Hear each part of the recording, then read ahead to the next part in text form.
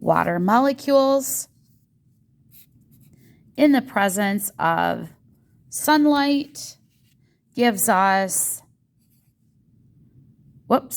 that's a C6H12O6 plus 6 oxygen molecules. Okay.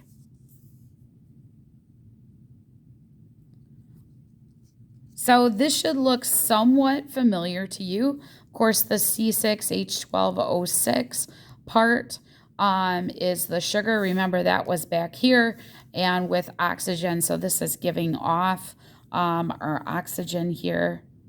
Okay. All right.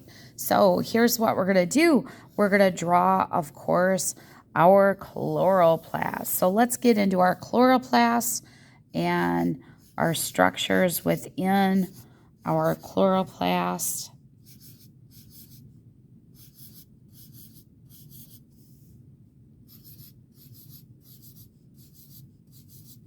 All right, so these little stacks, okay, this is within our, let's label this chloroplast. This big pancake stack is called a granum. Each individual pancake is a thylakoid.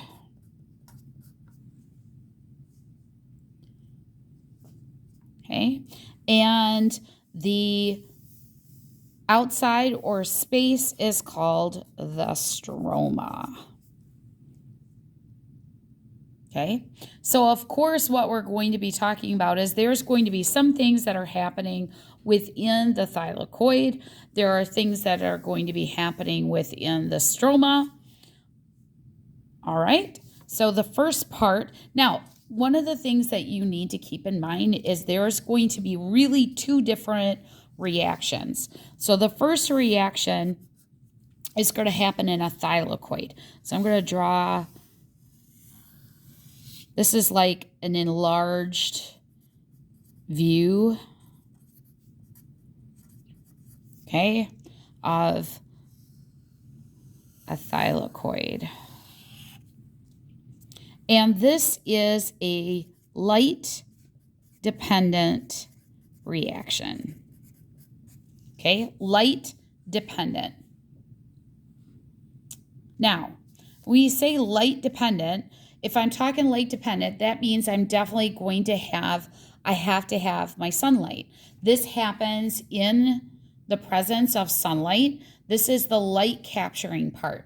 The other part to our photosynthesis piece is light independent, which can happen in the dark, okay?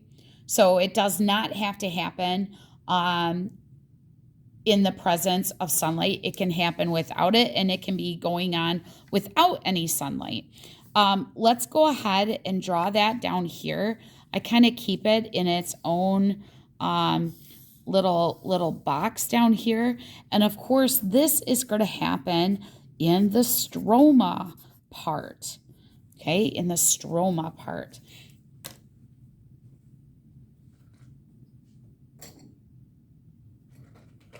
So I'm going to go back real quick, and I'm going to highlight some of these major terms here. So stroma and thylakoid and granum. Here's another stroma. Light dependent. Okay, this is going to be light independent.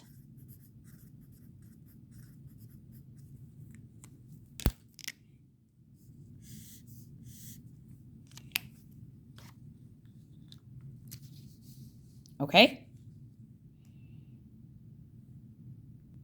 Okay, so this is going to sound very familiar to what we've talked about before. So we're talking about energy carriers, okay? Remember that we're not necessarily making, we're not making ATP. Remember how we talked about breaking this up, and if we were going backwards, capturing that energy in ATP, right? And using that energy to drive other things. We are going to use some energy carriers, but we're going to use the energy carriers in order to drive the other part of the experiment. And the energy carriers that we're going to be using, we're still going to be using ATP, but we're also going to use NADP, which is another electron carrier. So if you are on your textbook on page 209, I love the analogy of if you were to take a frying pan, okay? And you can't carry these hot coals from the fire in your hand. You've got to carry them. So think about these electrons. You can't carry them in your hand. You have to have a special carrier or like a frying pan. That frying pan would be your NADPH and ATP. Okay, those are your energy carriers. Now, what we're gonna go through is we're going to label our thylakoid just like page 211. Okay, so what I need you to do is we're gonna draw a couple green circles, just like what we see on our picture. So I want you to do the same kind of picture as you see on page 211. So I've got some blue. These are our energy carrier. Notice this is along the membrane of, okay, so the membrane looks very, very similar. If you look on page 211 in your textbook, it looks very, very similar to our phospholipid bilayer, okay? And here's another green. And then we've got this weird shape, okay? Now, keep in mind that a lot of these are protein, okay? These electron transport chains are protein chains that are going through, and especially that last ATP formation is through chugging through the membrane. Okay, we're going to move the hydrogens from one side to the other, and it's going to be kind of like a turbine, okay? Kind of like a turbine. So let's go ahead and label this real quick. So it's kind of weird. This one is photosystem 2, okay? So of chlorophyll, okay? So this is going to be where the light capturing, this is where it really starts. So let's draw some sunlight coming down to that photosystem 2. Now here's the weird part. This is the start, but why is it called photosystem 2? Because it wasn't discovered first. This one was discovered first. This is photosystem 1. And then they realized, oh, there's another one. Okay, so if you notice in your picture at the very beginning, so I'm going to read to you real quick on photosynthesis. So I'm going to read to you what we see on page 210. Are you ready? If you want to follow along. Photosynthesis begins when pigments in photosystem 2 absorb light. That first photosystem is called photosystem 2 because it was discovered after photosystem 1. The light energy is absorbed by electrons, increasing their energy level. These high energy electrons are passed onto the electron transport chain. That should sound familiar. Okay. As light continues to shine, does the chlorophyll run out of electrons? No, it does not. The thylakoid membrane contains a system that provides new electrons to chlorophyll to replace the ones it has lost. These new electrons come from water molecules. Enzymes on the inner surface of the thylakoid membrane break up each water molecule into 2 electrons, 2 H+ ions, and 1 oxygen. The 2 electrons replace the high energy electrons that chlorophyll has lost to the electron transport chain. As plants remove electrons from water, oxygen is left behind and is released into the air. This reaction is the source of nearly all oxygen in the Earth's atmosphere and is another way which photosynthesis makes our lives possible. The hydrogen ions left behind when water is broken apart are released inside the thylakoid membrane. So it's like the electrons get so excited that they start going down this electron transport chain. It's playing hot potato. Okay? And as those electrons are moving, remember that here that we're breaking up water. Okay, so if I wanted to, I could put H2O breaks up into 2 H's and 1 oxygen. Actually, in your picture, they'll say, see how there's 2 oxygen molecules? So you can multiply that by 2. So there's actually 4 water. See how it says 2 H2O on our picture? Otherwise known as the minute that this starts going, it's like you've added more. See these H pluses? So now we've released, if we're breaking bonds, we've released more electrons to go on this electron transport chain. This right here is what's giving us this up top. So this, I'm going to label this light dependent. So one of our results here from this is our oxygen. One of the inputs for this is water.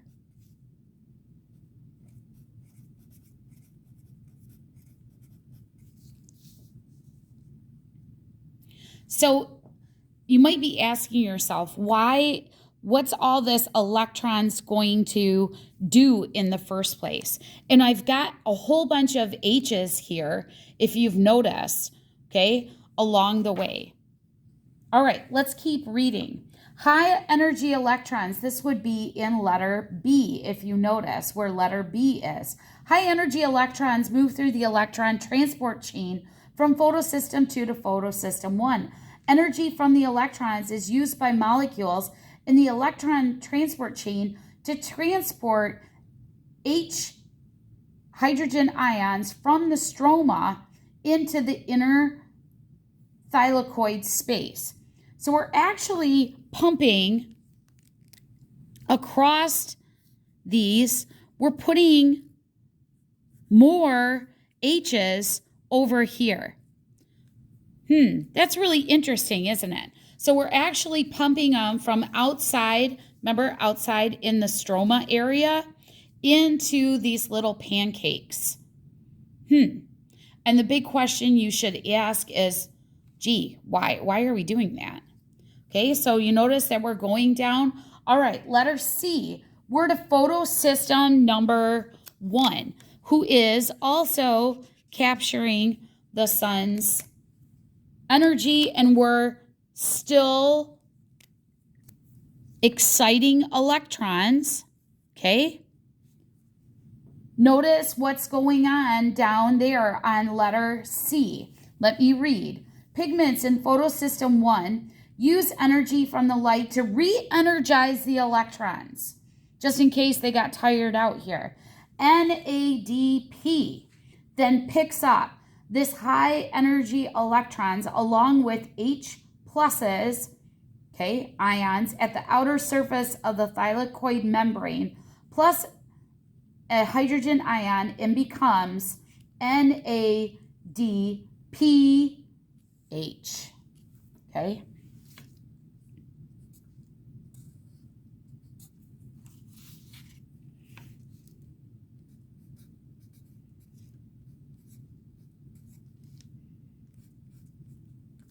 Okay, NADP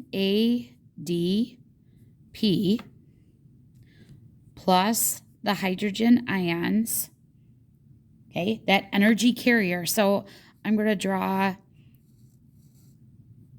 a little frying pan, okay, I'm going to draw a little piece of yellow in there, okay?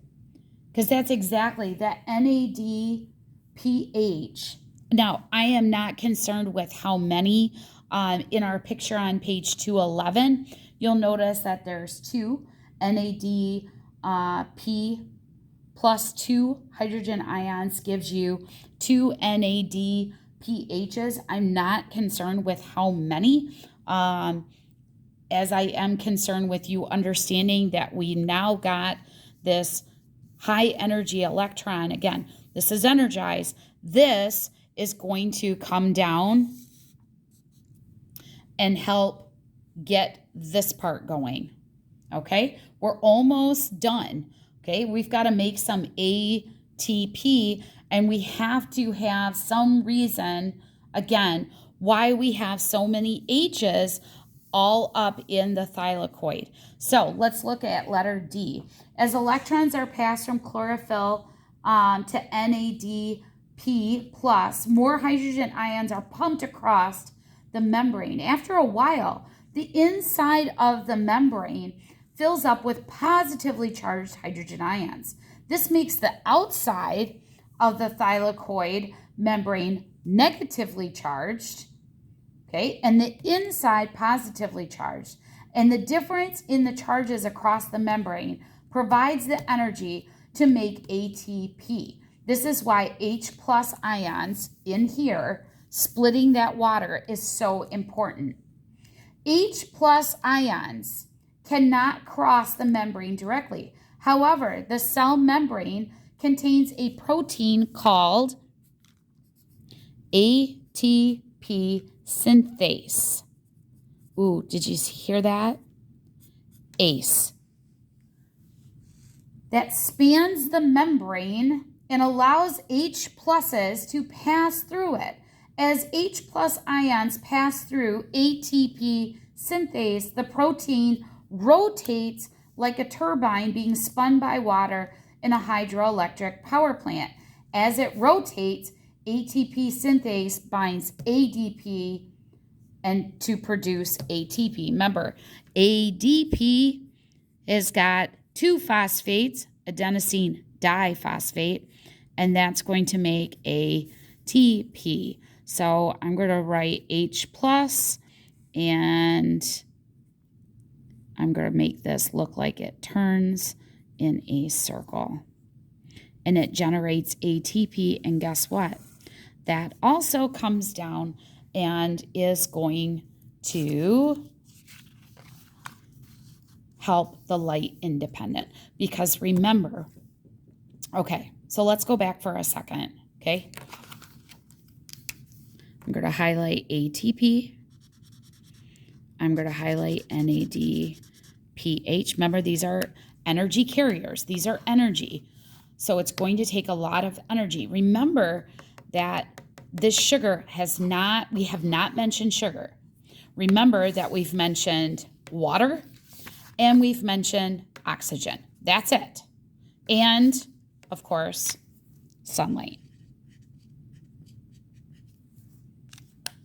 Okay? Water, sunlight, and oxygen. That's it for the light-dependent reactions. So the light-dependent reactions are really talking about getting enough energy to drive the rest of, to make your food. Now stop for a second. If I cover this all up, remember that sugar, this is glucose, right? This is glucose. Remember that we spent so much time talking about cellular respiration. Why do we need oxygen? Because in the presence of oxygen, we can break this up, and this drives all our energy. Remember, our mitochondria runs on glucose. This has so much energy. Remember all those bonds? Okay, every time you break a bond, that bond releases energy. That energy drives our neurons firing. That energy drives all our muscle contractions. So there must be a lot of energy in order to make this. Well, guess what? Here's your energy.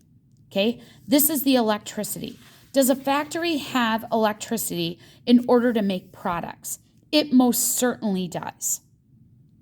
Okay, so it most certainly does. So so far in this part, the light-dependent reactions, here's what I want you to do.